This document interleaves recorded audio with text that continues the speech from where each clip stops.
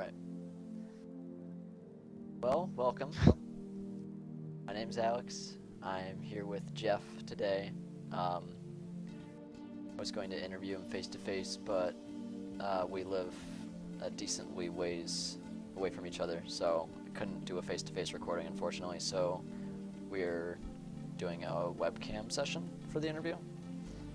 So Jeff does a writing degree over at University of Toledo. I know him through Craig, who I've interviewed before for his creative writing degree, so he kind of set me up with this. So Jeff, how are you doing today? Good, how are you? I'm doing awesome. Do you mind if we just jump right into it, or? Go for it. Alright, cool. Pull up the questions right here. Okay. Alright, your first question.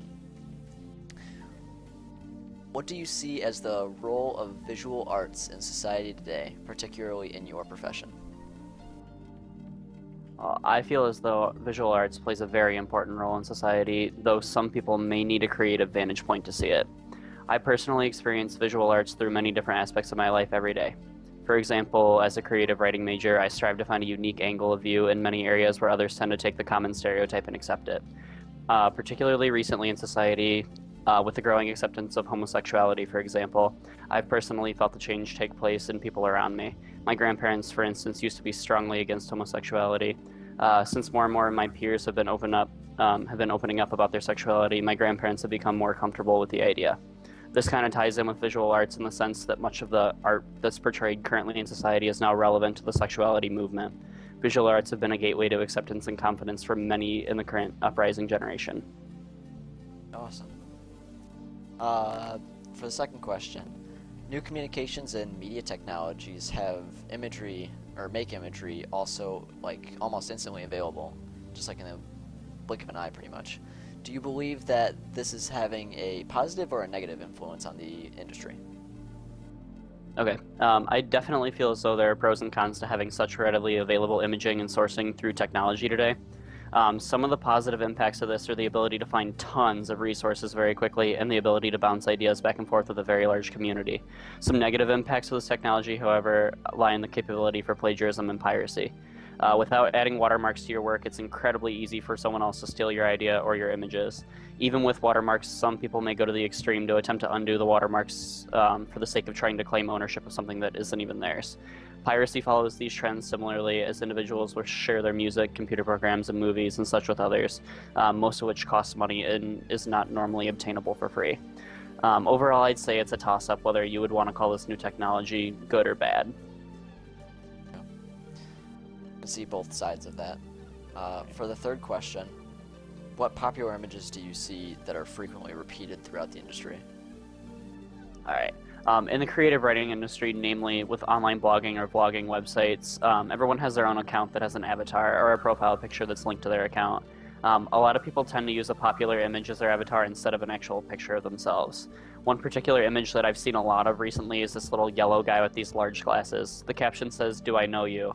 And I feel as though this image is pretty popular due to the rising stereotype of bloggers wearing those similar types of glasses. Who is one of your favorite visual artists, and what is your favorite style?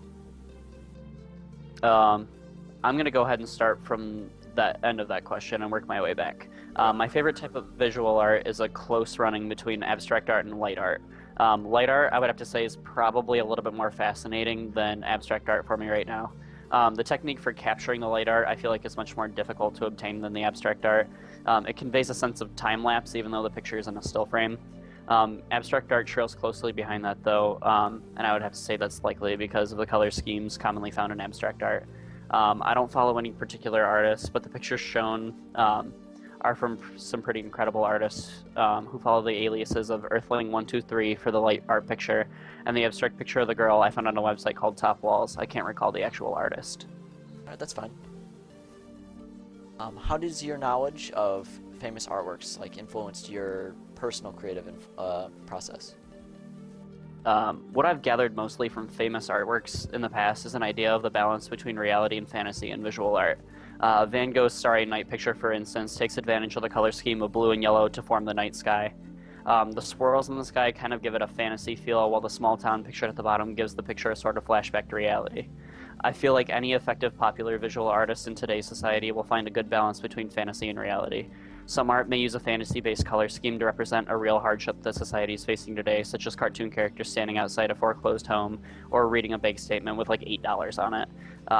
My process for creating and judging visual art stems mostly from this balance of reality and fantasy. All right, cool. Well, I don't really have any other questions for you, Jeff. Is there anything else you wanted to add? Nope, I don't think so. All right, cool. Well, short and sweet, I guess. Here you go. Hope you guys enjoyed the interview. I know it was short, but that's all I got for you. So thanks for watching. Okay, thank you.